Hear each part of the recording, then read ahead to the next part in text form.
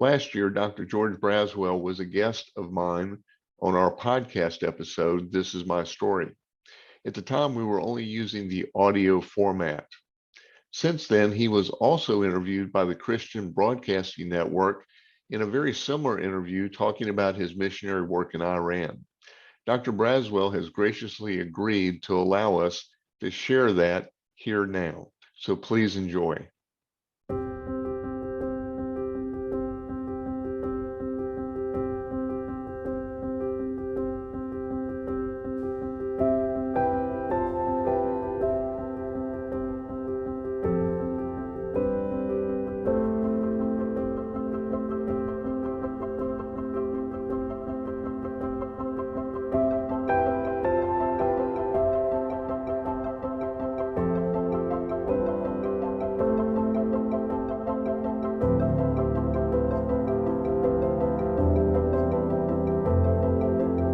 In going to the country of Iran as the first Southern Baptist missionaries, we did a brief study. I'd heard about Iran in my college and seminary days. We realized that Iran was a very proud nation of its history and of its culture. Prior to the Islamic invasion of Iran, so the national character that we looked at before we got there was Iranians, if they're Muslim or if they're maybe Christian or Zoroastrian or some other faith movement, they're still very proud Iranians. They know their history, their culture. The Persian culture was very important. That attracted us.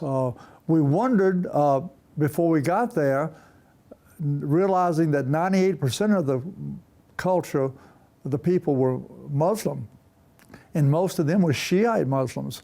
That was a different kind of Islamic expression from what we had read in textbooks in college and in seminary.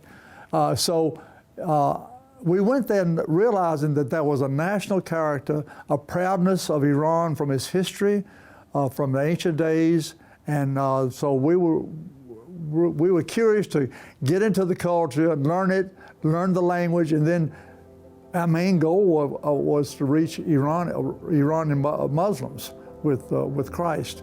So that was sort of the beginning of our consideration.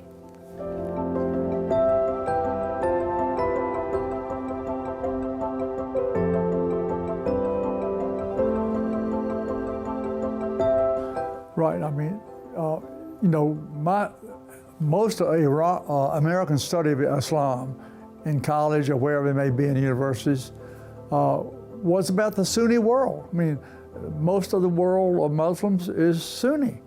We didn't realize that, like Roman Catholicism and Protestantism are great divisions in Christianity, there was this great division in Islam between Sunni and Shiite. But we'd heard very little about Shiite. We say Shiism, Shiite religion. So that was very intriguing to a Westerner like me to go in, and very little had been done in research.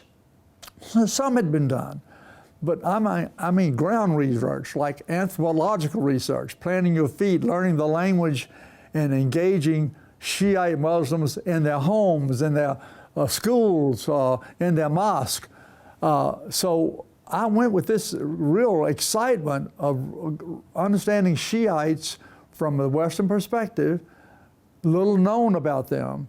And the interesting thing was, when I came back to do graduate study later, my professors at my graduate school were so excited because I was doing, they said, some original research on the Shiite Islam. They were fascinated to learn that you are on the ground, you're teaching Muslim Shiite mullahs, young Ayatollah types who want to be Ayatollahs. So they were excited about that.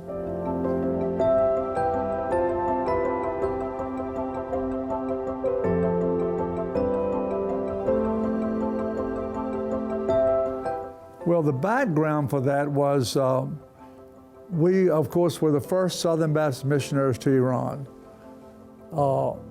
We had to, we had to get a visa, a work permit, a residence permit to live in the country. If not, we had to leave, I think it was in 90 days, 3 months, you had to leave the country if you didn't become valuable to the Iranian government and society.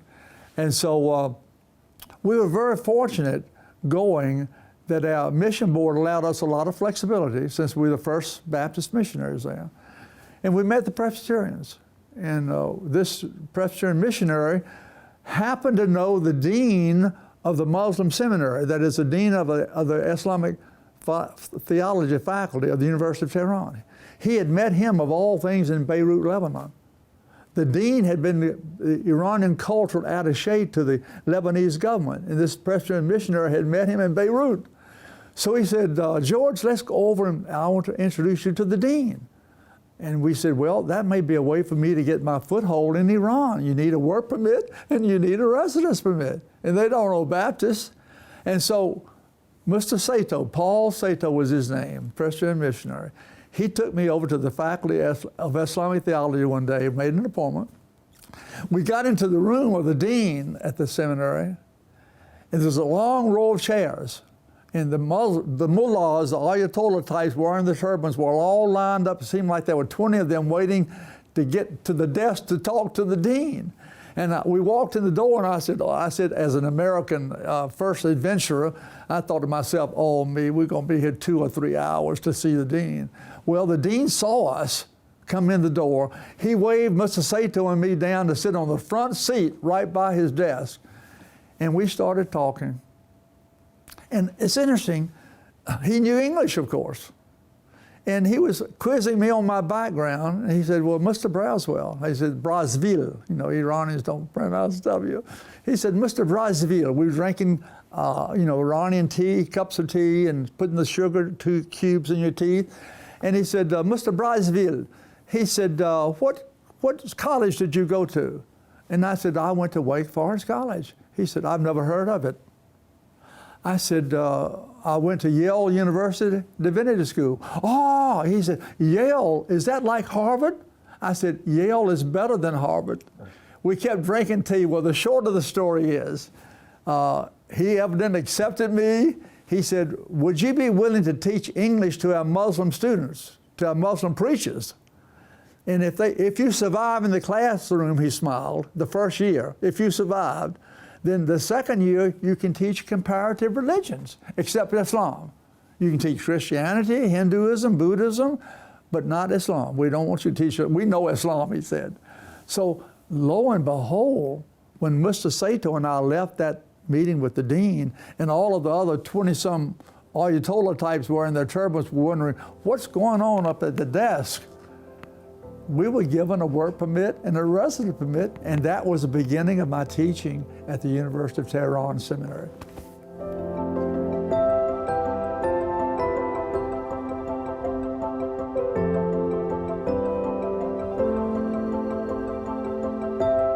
I think God sowed the seeds in my life when I grew up in my church in Virginia.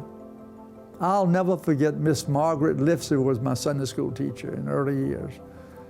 And when Christmas time came, she made the Magi, the wise men of the New Testament, just live. And so excitingly, they were in Persia, Iran. So that lasted in my heart and my mind through the years. I think another thing was when I studied at Yale University Divinity School, my professor of world religions there had been to Iran. Now, you wouldn't find many people back in the 1950s, going to Iran academically, but he'd been to Iran and India to study Zoroastrianism, the religion of the Magi. So in my class at Yale, he made it come alive. He said, I've been to Tehran, I visited with the Magi, and they're wonderful people. I met some Iranians, they're wonderful people. I think those seeds began to be sown, okay? Then I think my wife and I, Joanne and I, had been a pastor. We were pastor at a church. I was the pastor of a church at Cullowhee, Western Carolina University community. And we've been tugged at our hearts about maybe considering missions, world missions. And so we wrote letters to the mission board. And in those days, in 1960s, the mission personnel would come to your home or they'd come to the Baptist parsonage where you lived, the church. And so they would come to my home and say, we need somebody in Vietnam. We need somebody in Africa. We need somebody to go to Beirut, Lebanon, and be a teacher if you get at the American University of Beirut, right down, beautiful Mediterranean Sea. And then one day, one of the mission people came and said, George, we have never considered sending a missionary to Iran. We're looking for somebody to pray about that. If God opens up the opportunity, will you and Joanne be willing to consider that? We said, Iran? Where is Iran? And then it struck the Magi. It's the land of the Magi. Way back there with Miss Margaret Lipson teaching me in Sunday school. And so that led the mission board to say, and we prayed about that, we read about it, and the mission board said, you know, if you and Joanne are willing to take your 3 kids to be the first Southern Baptist missionaries to Iran, we have prayed about it at our board meetings, we're ready to send you. And that was what caused it to happen. God sent us through all those channels.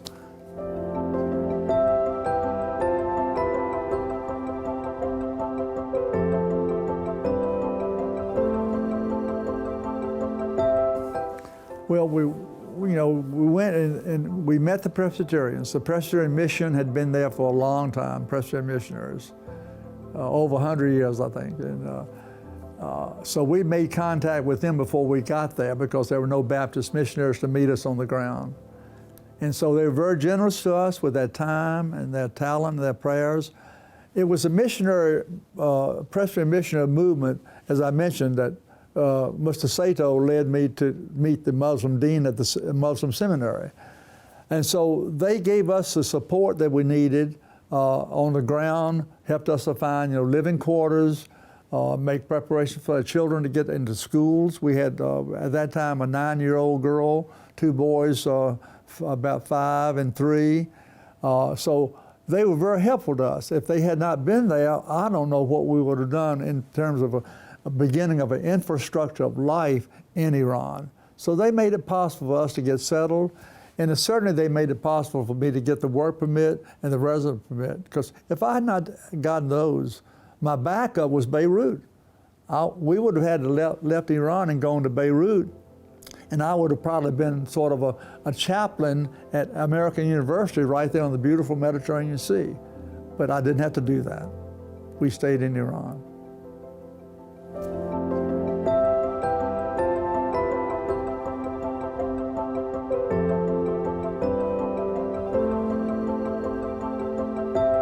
A little bit of the history is needed in terms of understanding that the Shah's father, Reza Shah Pahlavi,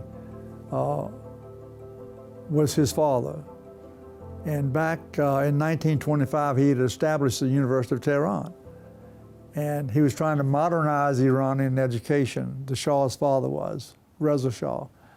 And at that time, he established the Faculty of Islamic Theology to train mullahs, Muslim preachers, to more modernize them, to bring them into his ideas of what Shiite Islam was about.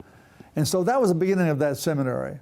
And so right away they were open a bit to Western world, to having wanting to know the world about them and beyond them. And so the Shah's father, laid those seeds.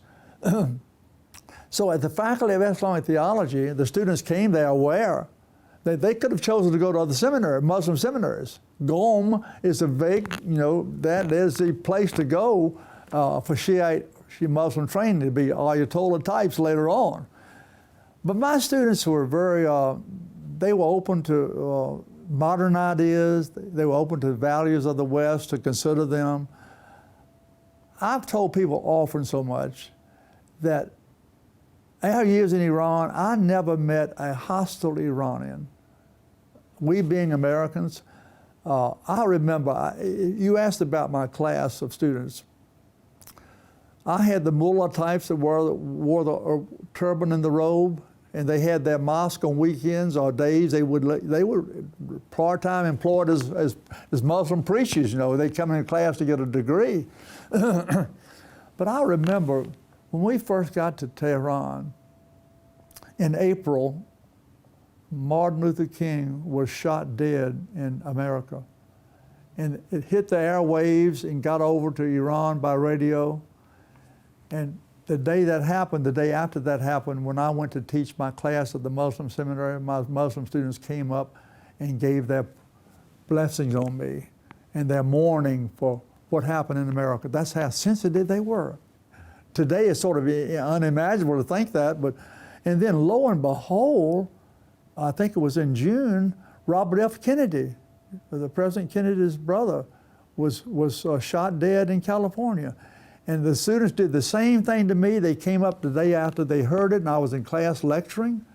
They came up and gave me their condolences. They wished me well. They said how much they loved America and Americans. Now, that's the kind of students I had. Now, that does not mean that in class, I could lecture on Christianity in class. I lectured on Hinduism, Buddhism, Christianity. But now, when I got to the Crusades in Christianity, that was a class discussion that many people would not believe. I had to be very sensitive. They knew the Crusades. They knew the Islamic side, and they knew the Christian side of it. And so we had some tender moments there, and when I presented, hopefully, the history of it and the facts of it, you could get emotional either way. As a Christian, I got emotional, and as Muslims, they got emotional. So, but overall, I felt that the class they wanted to learn. They wanted to learn about world religions. They wanted to learn about me, my family, my Christian tradition. Now, they didn't understand it all. And sometimes, they would like to have converted me to be a Shiite Muslim. I knew that. But I had to be very sensitive in my witness to them because the dean had told me that, this was an academic appointment to the faculty. I was not appointed as a missionary from America. And what I would do is, I've got photos of this, I would invite my students to come to the house, and Joanne would prepare a meal, or she'd prepare hot tea, and we'd sit in my living room. I've got photos of that up here, where I would sit and talk with them. Then you could share Christ. Then you could go into detail about that. They would ask you questions, well, what does this mean for you in living your days? So, yeah, I had wonderful classes. Now, that was at the Muslim seminary. Now, I taught at Damavand College, which was an all-women's school, all-Iranian women's school. And that was a whole different experience. Damavand College was a Presbyterian college founded by the Presbyterian Mission in Iran years ago. And they had a board of directors composed of a lot of Iranian leaders in government, in economics. The Shah of Iran was even a patron of Damavand College, so he blessed it. I was asked to teach Western civilization, and it was all Iranian women. I would say probably they were middle class. You had to, pay money to go there, and they wanted to be taught in the English language. And so they would come, and I taught Western civilization. One thing happened there is that the women have different meetings than the men in Shiite Islam. They were Shiite Muslims. And so they would invite me to come to their special prayer meetings in their homes.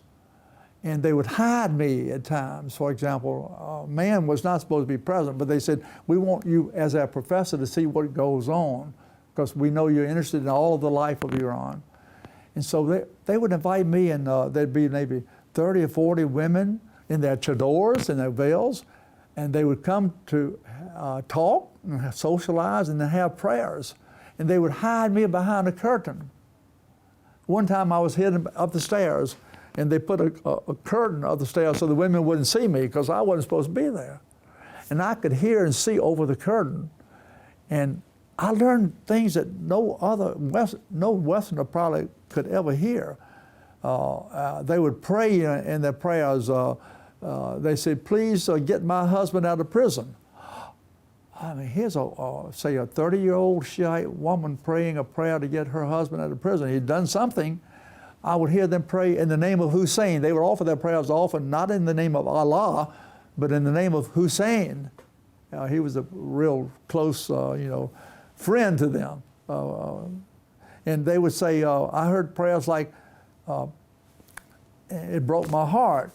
I would hear a woman say, oh, Hussein, help my husband, stop my husband from beating me.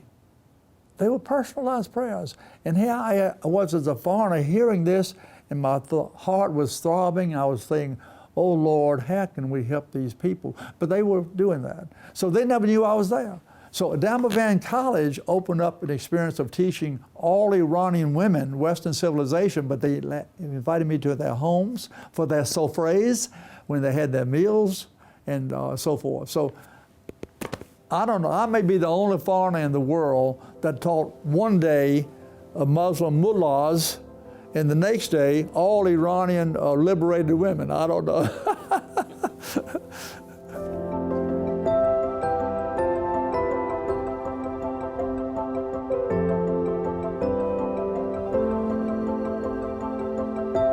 Well, I could tell you meant, let me give you one example.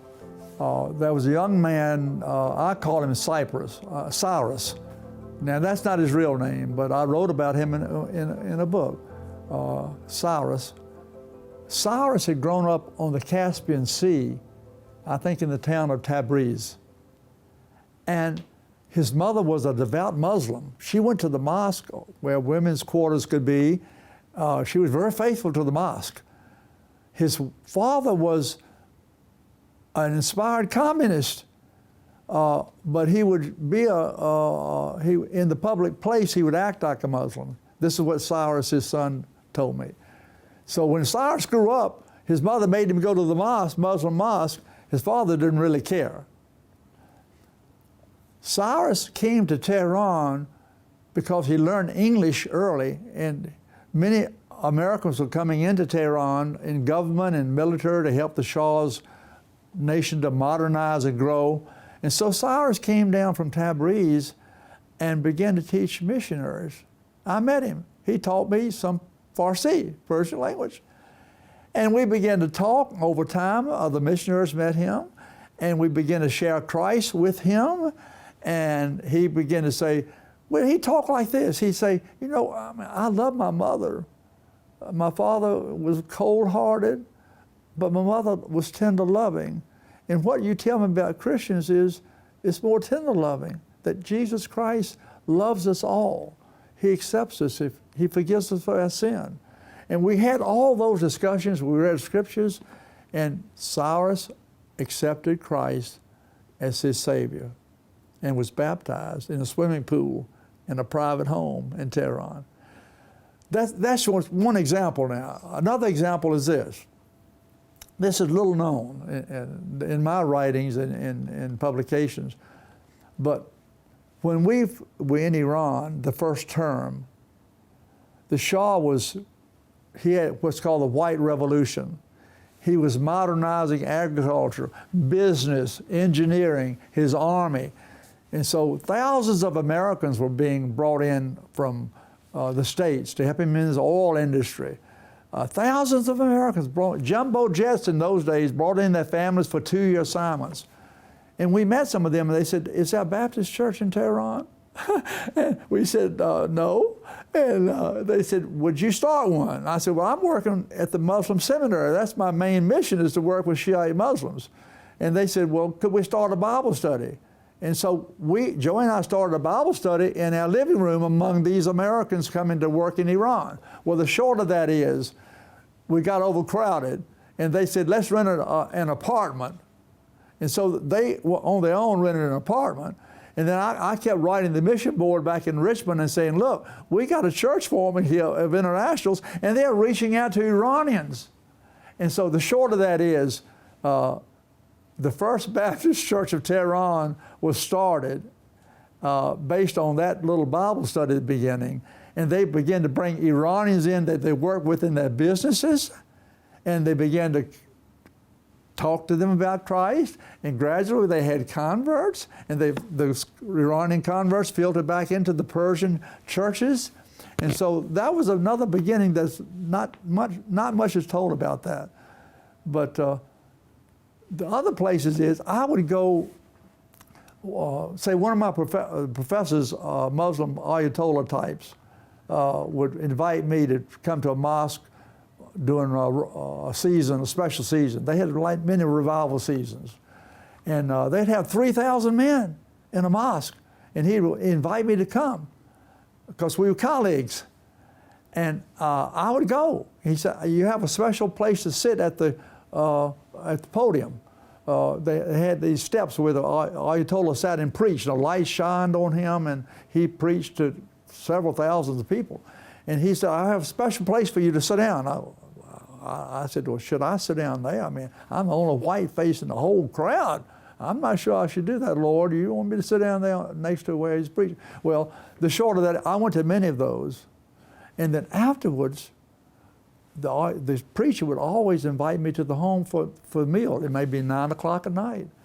And we'd sit around with his cohorts, and we'd talk, eat chili kebab with our fingers, and the wives would bring them in their chadors, and we'd sit on the floor and eat with our fingers. Have you ever eaten rice with your fingers? It's hard to do, and a foreigner. And so that's where we get into discussions. I talk more about Christianity, about Christ in those meetings. Now, you think it's easy to convert an Ayatollah? No, I'm not. But a lot of seeds were sown. A lot of seeds were sown. And my students would bring this up in class and say, you've told me things I never knew about Christianity, about Jesus. You know, Jesus is mentioned, 90 sometimes in their holy book, the Quran? And I would go to school on that. I would say, well, you read the Quran, you memorize the Quran. And Isa, Jesus is mentioned 90 sometimes in there. Oh, we know that, Dr. Braswell. I said, well, he's called Messiah in the Quran. What, do you know what that means? Well, you tell us. See? So you could open up all kinds. Now, where that led, only the Lord knows at times, but you had a chance to testify, to give the truth of your own Christian faith to Shiite Muslims in their homes, sometimes in the mosque.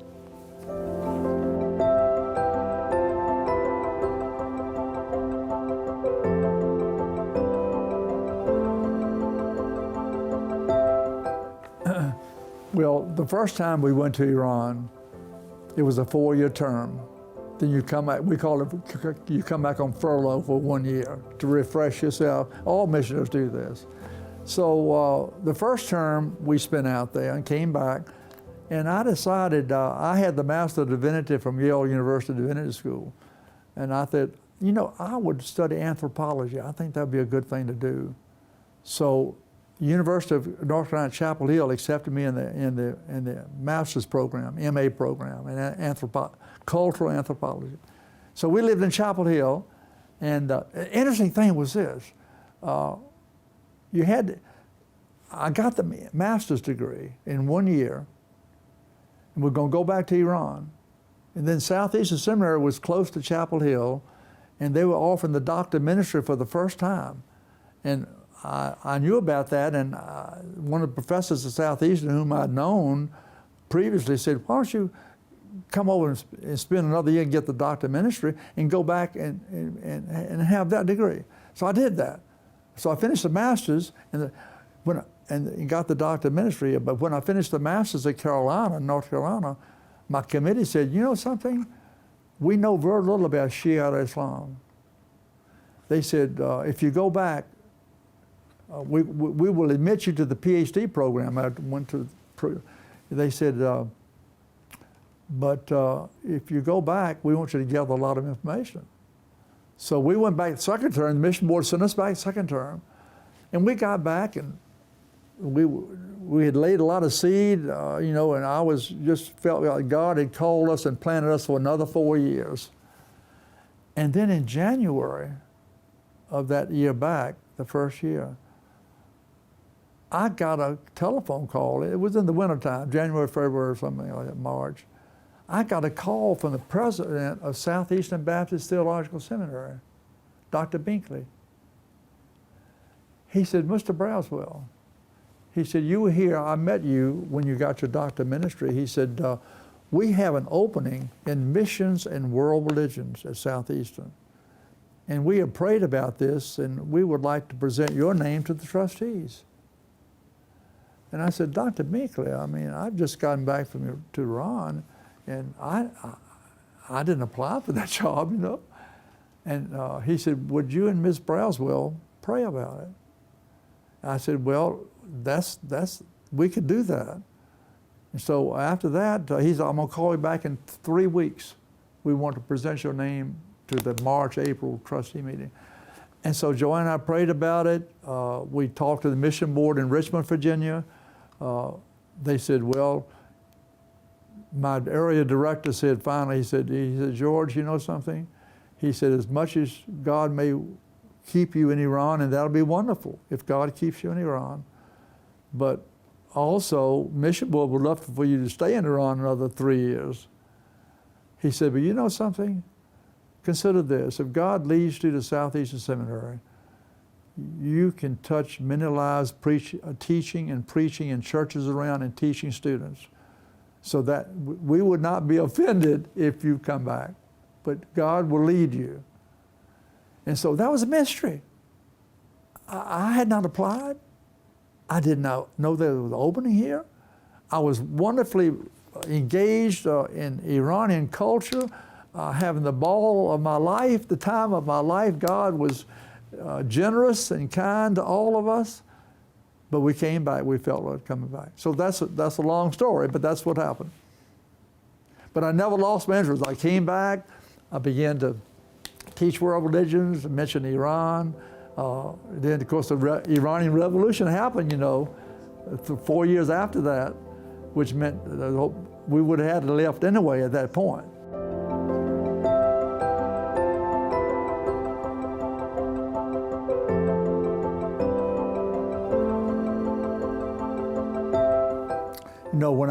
When I joined the faculty of Southeastern Seminary, the mission board asked me to go back to Iran the summer of 1978, because at that point we had some Baptist churches in Tehran, Isfahan, in several cities.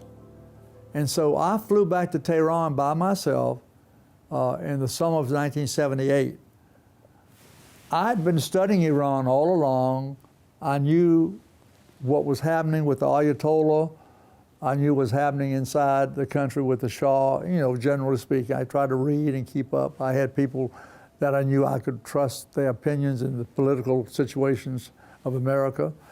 But I went back in '78, and that was the summer that they were beginning to turn over the statues of the Shah in the streets of Tehran.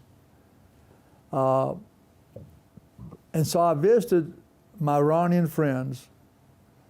I visited our Baptist English-speaking churches, and they knew that something drastic was probably in the making of the revolution. So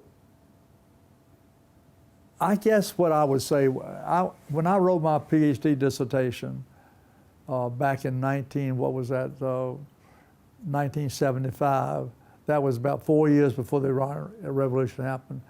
In my dissertation, my thesis was Iran is made up of the civil religion of the Shah. The Shah is trying to co-opt all the symbols of Muhammad, the Prophet, Hussein, Ali, and make the religion favorable to him and his organizations, all through the government, the schools, and in fact, he claimed, look at my name. I'm Mohammad Reza Pahlavi.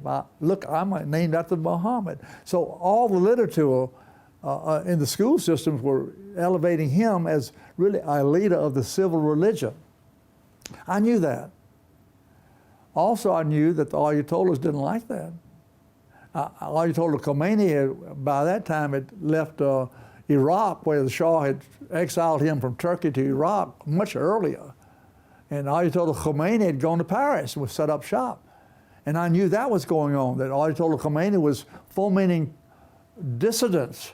In fact, before I came to Southeastern Seminary, this is unbelievable, but evidently some of my students had enough trust in me to let me hear a recording. They were, when Khomeini was in Iraq, he was sending cassettes across the border, really calling for revolution. And one day I was able to getting up at 3 in the morning about my students who trusted me as an American, their professor. And I went to a secret place and heard this cassette saying basically, get ready, down with the Shah was what it was saying. And they were carefully preaching this in their mosque. Got to go to had coded language. They knew that they couldn't get by with preaching down with the Shah, but they could do it in coded language, preparing their Muslim congregations to be ready for the revolution. And so all of that was a background. So that summer in '78, when I got out there, I knew, it seems like this is about the end of it. I came back in August to Southeast Seminary to teach, and in September, I think a movie house burned down in Abadan with 400 people inside of it, killed about 400 people in Abadan. And then I think one of the death knell of the Shah, I think, happened. Our kids went to the community school near Jaleh Square, Khiyabuni Jaleh. And we wanted them to go to that community school because it was half international, half Iranian, so they could know Iranians and mix with Iranians all the time. And in September, as I remember it, the Shah sent his helicopter gunships over because there was a big demonstration in Jaleh Square near that school where my kids went. And we're told that people were killed, and some people estimate several thousands of people were gunned down in that Jaleh Square. And that was really the beginning of the revolution. So to your question, I mean, I was aware of things happening. I went back to my PhD thesis saying the Shah wanted to get the religion away from the traditionalists, and it didn't work.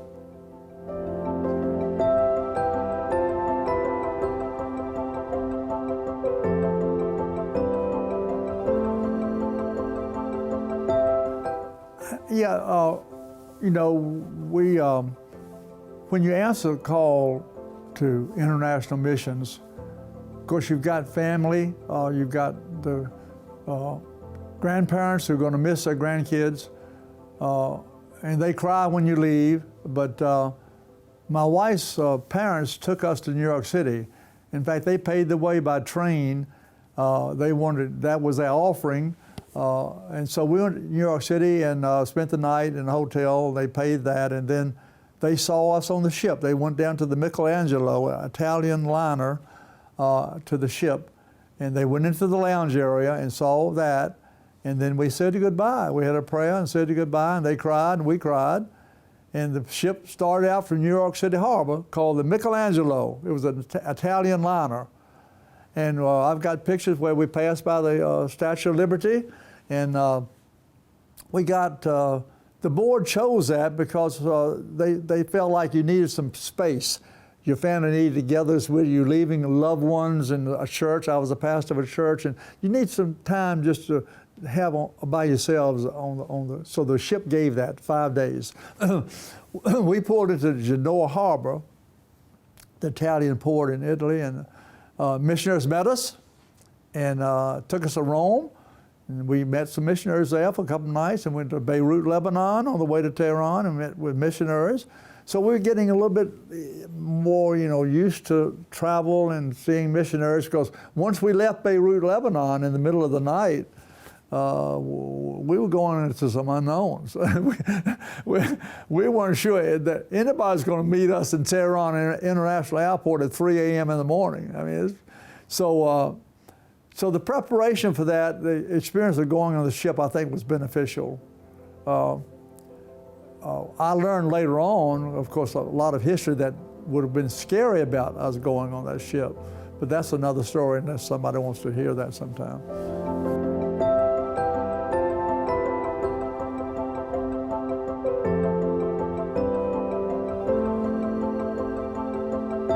Well, the Michelangelo, the liner that we took to Iran, of course, we knew nothing about it when we boarded it.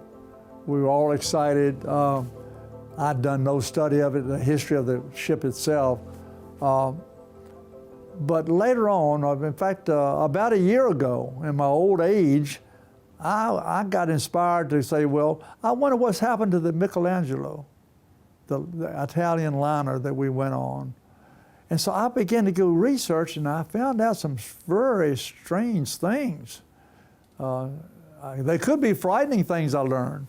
The Michelangelo was built in Genoa, Italy, I think 2 years before we sailed on it.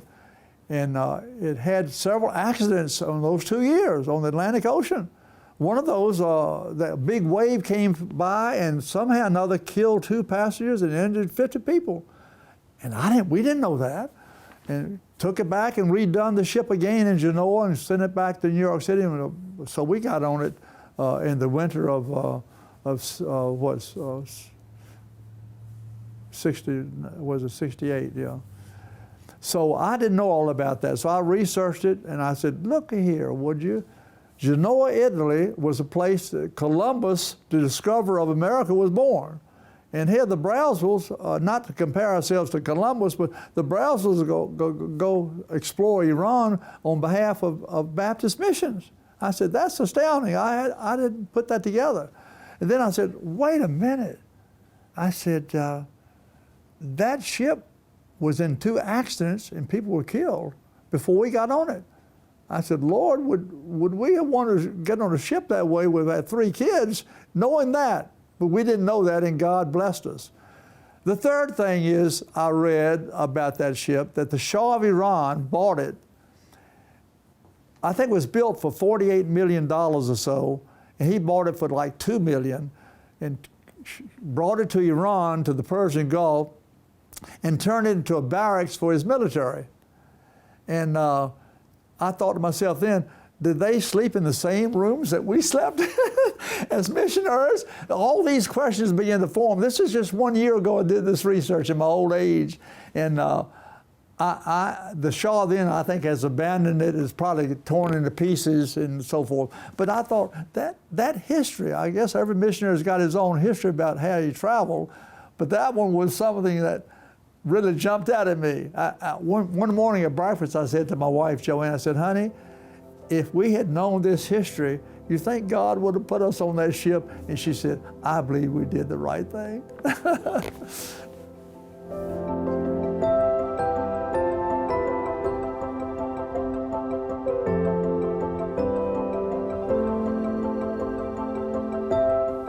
Of course, I was in Iran a long time ago. But my reading of the Iranian people, there was so much openness among people that I would always pray that could be tipping points. That if you had a relationship, you went and they invited you to a meal, you invited them to a meal, you met their children, they met your children. They could be tipping points that may not realize themselves at that moment. But, you know, I think in the New Testament there are 2 kinds of time. There's chronos time in Greek. Chronos is sort of good time, but regular time. Sun comes up, sun goes down. It's good. God made that, chronos time. But then there's another one called what? Kairoi time in Greek. There are kairoi times when there are special moments that if you can be there and open to God's Spirit, then God can act, maybe not at that moment, but seeds can be sown that can become in fruition later on. And people can meet Christ, people can be saved. And so I think all of that is often so immeasurable, you can't measure it, but over time that comes to fruition. So I think that the Iranian people today are more open to the gospel than any time I have ever known. I'm 86 years old now. But I'm just optimistic that the Holy Spirit is working in ways that we don't even realize, and in ways that we do realize. So I am so optimistic and positive about the gospel being shared among the Iranian people in all kinds of ways. Some are known, some we don't want to be known maybe at this point. For all kinds of reasons, but it's a good time. It's the age of Kairoi time.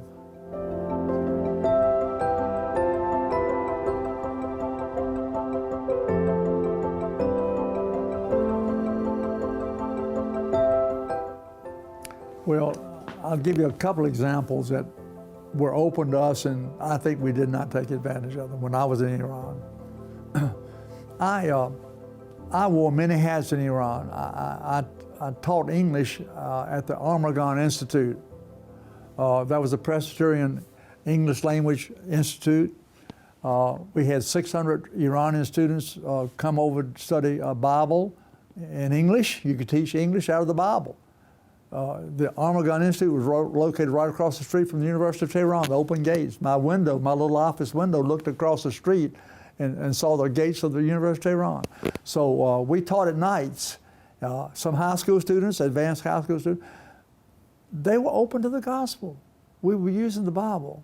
This is years ago. So my point is that Iranians, to me, have always been open to the gospel message if we're there in a certain way that God has called us to be there.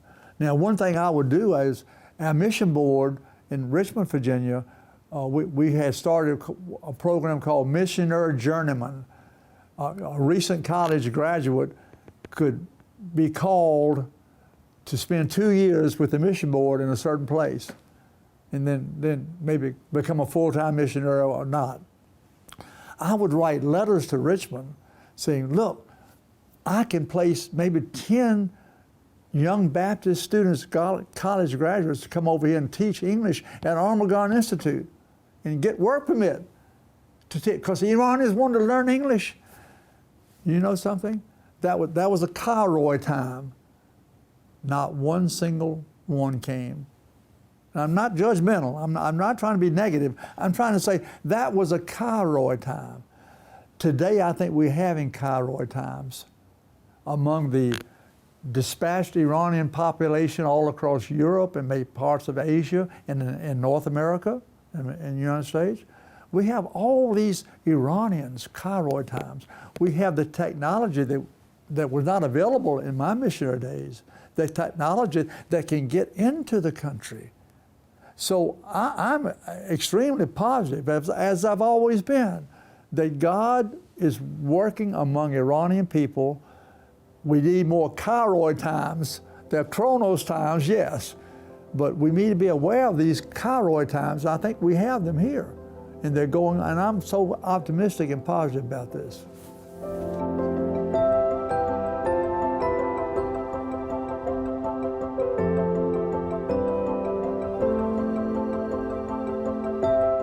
You know, the Presbyterian Church USA had been in missions for many, many years, many decades in Iran.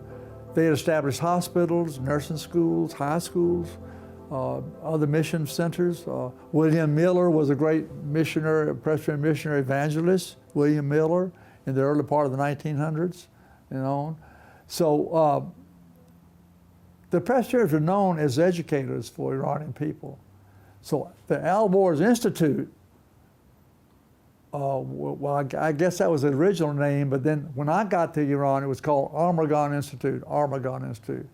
And that was a cultural center run by the Presbyterians to reach out to Iranians who wanted to learn about cultures, other cultures, learn the English language. And so surprisingly, the Southern Baptist Convention Mission Board allowed me to be seconded to them as associate director to the Presbyterian director. And so I had a chance to have a little office, meet Iranian students, teach them from the Bible at night, so we taught English and so forth. And so that was a Presbyterian beginning that lasted all the way through in my missionary service. Armagon Institute was lively and well respected by the government. Students knew it far and wide, universities and high schools. So that was a primary tool, means that you could actually meet Iranians where they were comfortable, meet them when they felt a need, they wanted to learn English, meet them when they were inquisitive about American culture and society, and lo and behold, be able to teach them English from the Bible. To me, it's staggering. It's amazing that that was happening back in the 1960s and 1970s in Iran.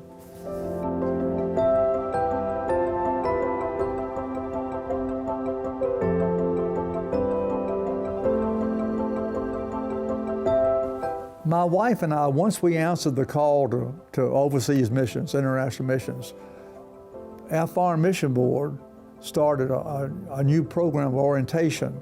It's a 16-week 4-month orientation at our Baptist Assembly in Ridgecrest, Asheville. Prior to that time, a missionary was appointed and went through Richmond headquarters in 1 week and on the way. But they devised this youth program of 16 weeks.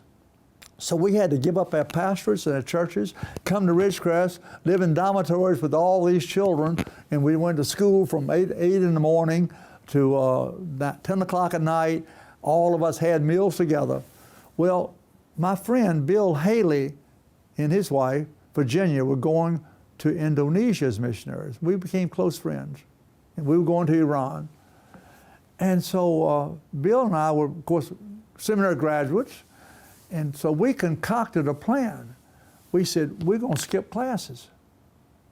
So Bill and I told only our wives. I told Joanne, and Bill told Virginia, his wife. And so we said, we're going to miss tomorrow. So we're not going to be at breakfast. We're not going to be at classes. We're going to go play golf at Black Mountain, which is right there close to Ridgecrest. So we got up early, sheepishly, got in the car, took our golf clubs, and went over 2 miles to Black Mountain. Paid our $3, at that time, green fee, I think. Paid $3 a piece, $3. We're going to walk for 18 holes, enjoy the fresh air, and miss all those classes, and we told our wives not to tell a single soul. Well, we did that, paid the $3, got out there, got ready to tee off, and this man comes out of the clubhouse and says, hello, he gave us his name. He said, would you mind being the guest of Dr. Billy Graham to play golf? Well, I'm 32 years old. Billy Graham, play golf with Billy, and we've already skipped classes. We're sinners to begin with. Maybe we need to be forgiven, but anyway. So the short of it is, he gave us that money back, $6. Billy Graham came out, met us. We told him who we were. Oh, you're going to Indonesia, Bill Haley. Mr. Braswell, you're going to Iran? Yes, sir. Well, we played 9 holes. We got to the 9th green, and Billy Graham, we finished it. He was a lot better golfer than we were. And we finished it. He says, gentlemen, he says, it's been such a pleasure. He says, I've got to leave. He was probably going to fly to a crusade. And he said, could we have a prayer standing on the green? And do you know something? He prayed for Bill Haley and his mission to go to Indonesia and his family. And he prayed for George Braswell and his family mission to go to Iran. And then he left us. Well, we went back that night, and our wives told us, the director wants to see you tomorrow morning before breakfast in his office. They took roll. They knew we had missed. You're not supposed to miss classes in orientation. So we sheepishly got up and went to his office at 7 o'clock before breakfast the next morning. It was Dr. David Lockard. He had been a missionary to Africa with the mission board. He said, well, gentlemen, he said, I heard that you missed all classes yesterday. You didn't attend a single class of orientation. And I said, well, David, well, I called him David, Dr. Lockard. I said, Dr. Lockard, we did. We missed classes. And I said, now you won't believe this. You won't believe it, David. But we played golf with Dr. Billy Graham. He said, can I go with you the next time? So Billy Graham blessed we were unknown, unsecure about going to Iran, because nobody had been there for Baptists. So Billy Graham prayed for Indonesia and for Iran.